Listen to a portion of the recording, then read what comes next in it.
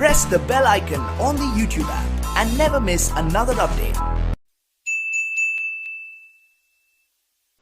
नमस्कार दोस्तों, आप सभी का स्वागत है वीएस लर्निंग में। मेरा नाम है सीए वंश और आज की इस वीडियो में हम एक बहुत ज़रूरी टॉपिक पे कवर करेंगे, क्योंकि ये जो प्रॉब्लम है ये सारे टैक्स पेयर्स को टैक्स रिटर्न फाइल करते हुए आ रही है, चाहे वो इंडिविजुअल हो, एचयूएफ हो, पार्टनरशिप फर्म हो, कोई भी टैक्स पेयर हो, उसको ये बहुत ज़्यादा प्रॉब्लम आ रही है। वो है कि एआईएस और टीआईएस जो पोर्टल है वो वैल्यूज़ अलग दिखाते हैं 26 ईयर से और आपकी ओरिजिनल इनकम से। तो कौन सी फिगर लेनी चाहिए, कौन सी फिगर आपके लिए सही रहेगी रिटर्न फाइल करने के लिए, ताकि आपको इनकम टैक्स अथॉरिटी से नोटिस ना आए, और अगर कोई फिगर गलत रिपोर्ट की गई है तो उसको हम सही कैसे कर सकते हैं, वो आज की इस वीडियो में देखेंगे। इसलिए आप ये वीडियो लास्ट तक देखें।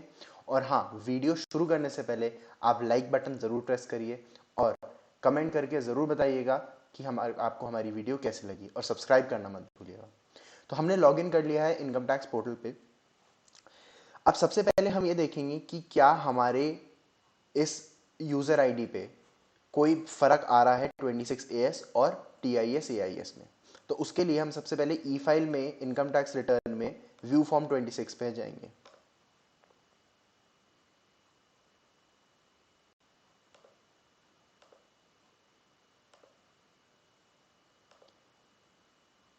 अपना असेसमेंट ईयर सेलेक्ट करेंगे, HTML डालेंगे और व्यू करेंगे।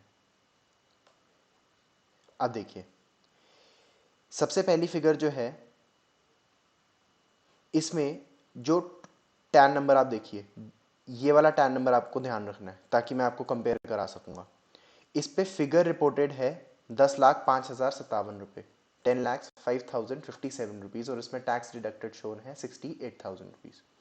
और ICICI बैंक का इंटरेस्ट है 194A का 40,078 रुपीज़। अब हम ये फिगर्स को क्रॉस वेरीफाई करेंगे अपने AIS पोर्टल पे। तो उसके लिए हम सर्विसेज में जाएंगे और एनुअल इंफॉर्मेशन स्टेटमेंट पे क्लिक करेंगे, प्रोसीड पे क्लिक करेंगे। अब जैसे ही आप आएंगे यहाँ पर AIS पे जाना, अब दो अलग अलग स्टेटमेंट्स आती हैं, TIS और AIS। तो अगर हम TIS पे देखें तो देखिए, ये सैलरी की जो फिगर यहाँ पर दिखाई गई है ये दिखाई है 13,32,545 रुपये। अब आप देखिए यहाँ पर दो, अगर मैंने इसको खोला तो दो फिगर रिपोर्टेड है, एक है 13 लाख, एक है 10 लाख। तो अब जो फिगर है 26AS में 10 लाख है, 26AS और फॉर्म 16A को जब हमने कंपेयर किया तो उसमें भी सेम फिगर थी। तो यहाँ पर हमारे को पता लगा कि जो TIS में हमारी जो फिगर है वो मिस रिपोर्टेड है। तो अब हम इसको फिगर को सही कैसे कर सकते हैं, इसके लिए हमें एनुअल इंफॉर्मेशन स्टेटमेंट पे जाना पड़ेगा। जैसे ही हम एनुअल इंफॉर्मेशन स्टेटमेंट पे आएंगे तो हमारे पास पार्ट ए और पार्ट बी आता है। पार्ट बी में जाकर जो फिगर आपको गलत लग रही है उस पर हम क्लिक करेंगे। तो यहाँ पर अदर इंफॉर्मेशन में वो फिगर आ रखी है, इस पर हम क्लिक करेंगे। तो देखिए, जैसे ही हम क्लिक करेंगे इस पे एक ऑप्शन आएगा फीडबैक डालने का। हमारे को ये फीडबैक डालना है कि जो फिगर रिपोर्ट की गई है ये गलत है और सही फिगर एज पर 26AS ही है। तो उसके लिए बल्क फीडबैक पे क्लिक करेंगे और इन सारी फिगर्स को सिलेक्ट कर देंगे। अब फीडबैक टाइप, तो फीडबैक टाइप पे जाकर हमारे पास अलग अलग आते हैं कि information is correct, information is not taxable, information relates to other PAN, और information is duplicate included in other information.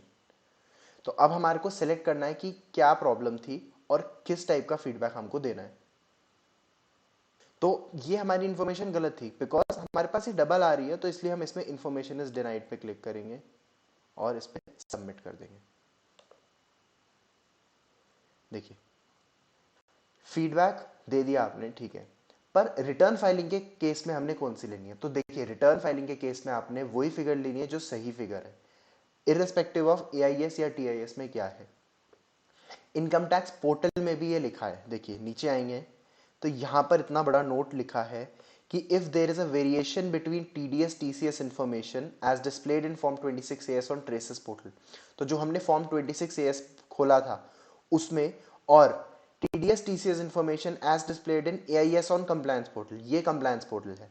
इन दोनों में अगर डिफरेंस आता है तो टैक्स पेयर को किस पे रिलाई करना है? टैक्स पेयर में rely on information displayed on TRACES portal, that is 26 AS में जो इंफॉर्मेशन थी वो ही आप सही मान सकते हैं। उसके बेसिस पे ही आप अपनी टैक्सेबल इनकम शो करके उस पर टैक्स दे सकते हैं। तो देखा आपने, इतना कंफ्यूजन है मार्केट में TIS AIS को लेकर। ये बहुत छोटी सी चीज़ है, आप इसको फॉलो करें।